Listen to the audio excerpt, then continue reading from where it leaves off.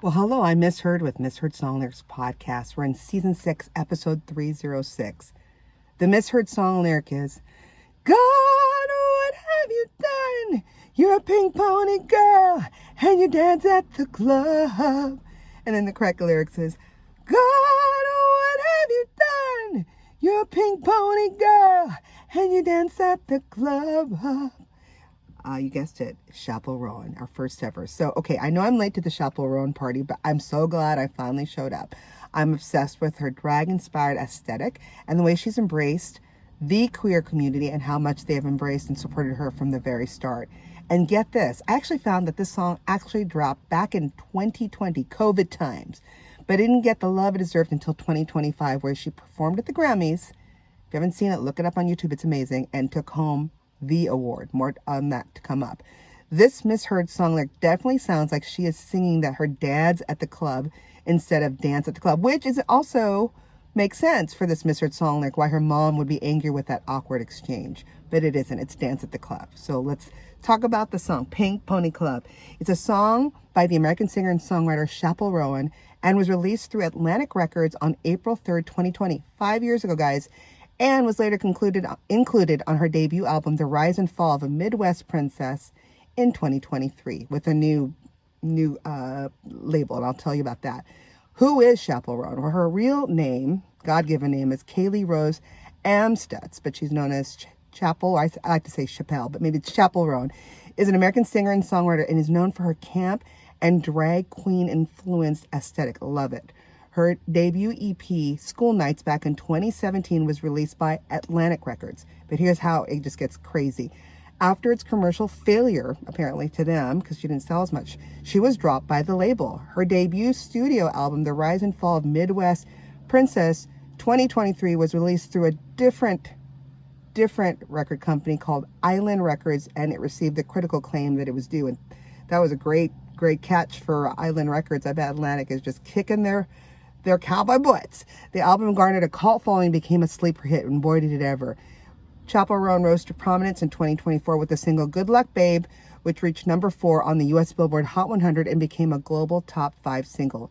It was a catalyst for the success of her debut album, which eventually topped the charts in the UK, Ireland, and New Zealand, and reached number 2 on the US Billboard Billboard 200.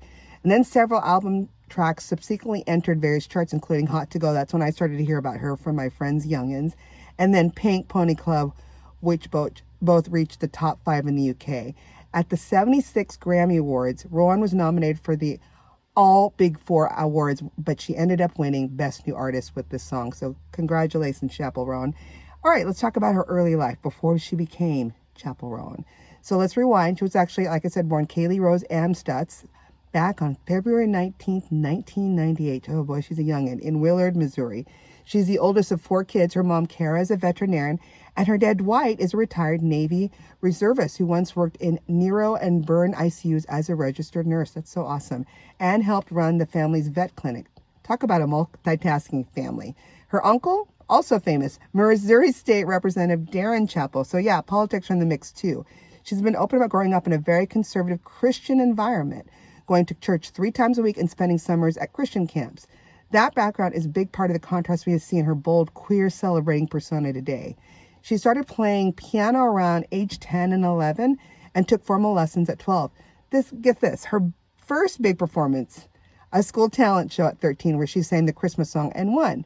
But the big fun fact was she actually auditioned for America's Got Talent around age 14, but didn't make it. And you know what? At that moment, she probably felt like, dang it. But you know what? That was the best thing that could ever happen. Again, one of those things where door closes, window opens, and it was a bigger hit for her years later. Not long after, she started uploading covers to YouTube at just 14 or 15, which caught the attention of some record labels. She also started writing her own songs during that time and even graduated early from Willard High School. But the early start to her music career came at a cost. She talked about missing out on a lot of normal teen experiences like prom and graduation. I can only imagine. I love her inspiration. So let's talk about her inspiration because it's wild, fabulous, and very queer. She cited Kate Bush as a major influence, and her creative palette is all over the map. From visual artists like Abby Watkins to films like The Beguiled and music legends like Stevie Nicks, Karen Carpenter, Lana Del Rey, Alt J, and Lorde. In fact, She once said she listened to Lord Lawn and Elle Goulding nonstop through high school. Totally formative years soundtrack. And get this, Rihanna's song Stay is what inspired her to start writing music. That's a song that lit the fire. Thank God it did. Thanks, Rihanna. She's also been described as a glammy and pop and very queer positive. And she fully embraces that. On the red carpet at the 2025 Grammys, she shouted out Madonna, Rihanna, and Nicki Minaj as the icons who helped bring queer music into the mainstream. She's not just giving them credit, she followed in their footsteps. She mentioned both Gaga and Nicki as both influences on her mission to help fans feel powerful and confident through her music. And yes, she's a proclaimed Arianator. I can't even say it. Gotta love the pop girl loyalty to Ariana Grande. And then growing up, she was raised on Christian rock, but she really didn't connect with it. I wonder why. But she was very curious about pop music like Katy Perry, Kesha, Britney, and Pink shared her sound and stage persona as a teen. Now let's talk style, okay? Because her look is just as iconic as her music. Her makeup and hair, pure drag excellence. She's heavily inspired by drag queens like Violet Chachki, tiniest waist in the world there, plus 1980s punk, Boy George, Vivienne Westwood, and the club kids scene. She once described her Coachella look as if Paris Hilton and James St. James had a baby and did drag. So yeah, camp and couture. She even said on The Tonight Show that her stage looks are pulled from horror movies, burlesque, and theater. Her whole personality, she says, quote unquote, I love looking pretty and scary, or pretty and tacky, or just not pretty. I don't take it seriously. She's more interested in what feels bold than what looks polished. And honestly, that's what makes her magnetic. And here's the kicker. She considers herself a drag queen. She has said, I've never understood why women shouldn't be allowed to do drag. Yes, I do drag. Yes, girl. Yes, you do drag. Thank God. She's created an entire persona and she owns it completely. Back to the song. All right, let's talk about Pink Pony Club, because the track is more than just a banger. It's a full-blown queer awakening in song form. So Chappell Roan was inspired to write it after a night at the Abbey, the iconic gay bar in West Hollywood back in 2018. I've never been. I need to go.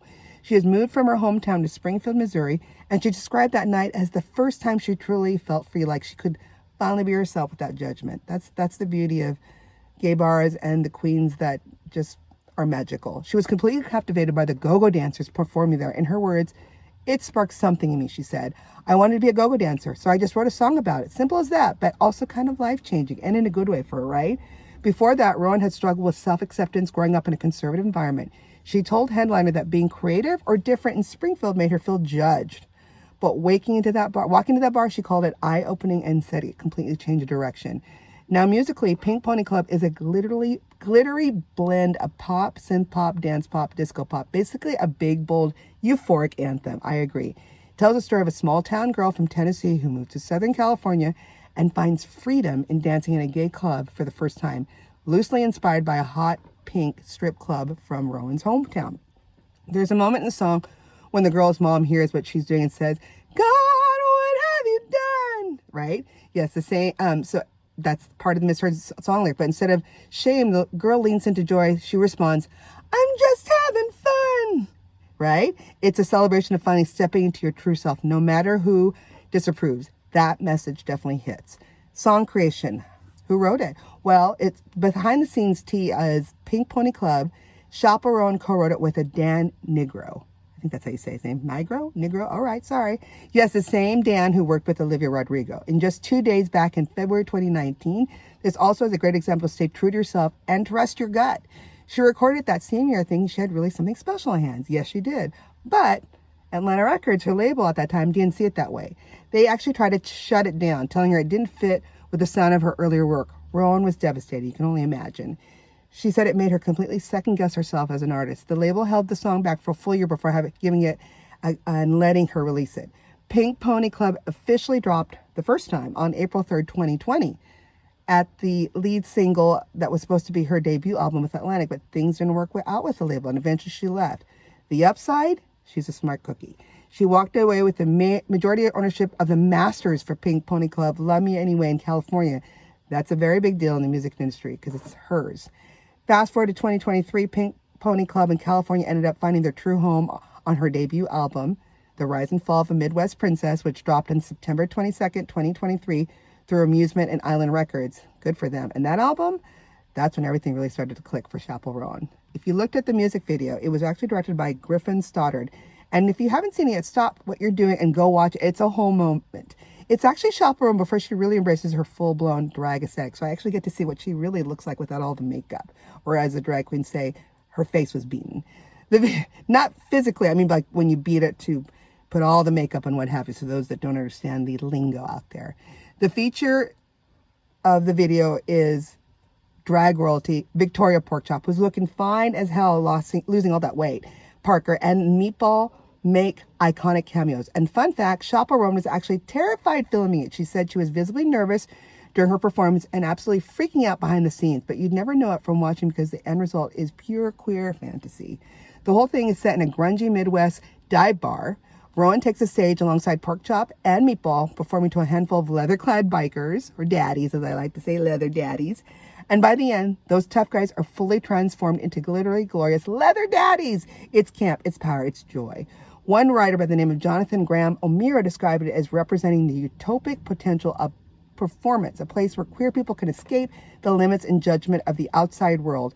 It's not just a music video, it's a reclamation of space, joy, and self-expression. Nicely written, Mr. Jonathan Graham O'Meara. Well, how did it do? Well, here's the wild part. Pink Pony Club became a massive hit 5 years after its original release, all thanks to a show-stopping Grammy performance. Show up to number 4 on the Billboard Hot 100 with Good Luck Babe as Chappell Roan's highest charting U.S. single. It also hit number 1 on both the pop airplay and adult pop charts and made waves globally, reaching number 16 on the Billboard Global 200. In the UK, it was a slow burn, debuting modestly, eventually climbing to number 1 after her big wins at the 2025 Brit Awards, her first chart topper there. And internationally, it cracked the top 30 in countries like Australia, Canada, Ireland, New Zealand, and more. And as of now, Pink Pony Club is certified 4 times platinum in the US, 2 times platinum in the UK, and platinum in Australia, Canada, and New Zealand. A late, true blooming anthem that found its moment and owned it. Brava! And it's not just fans who are loving Pink Pony Club. Some big names have jumped on that bandwagon too. One being Avril Lavigne, who performed the mashup of her own song, We Are Warriors, during her 2024-25 Greatest Hits Tour.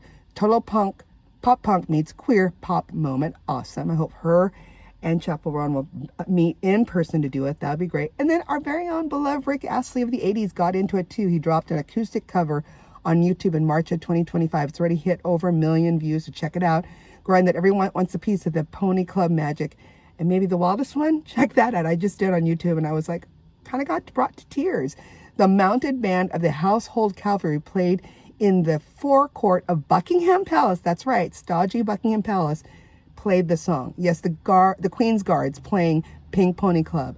Absolute icon status. If you have any great misheard song suggestions like this one, please send it to any of our sites like Instagram, Facebook, or email at misheard, MISSHEARD songs @gmail.com. Till then, keep singing those songs wrong. Bye.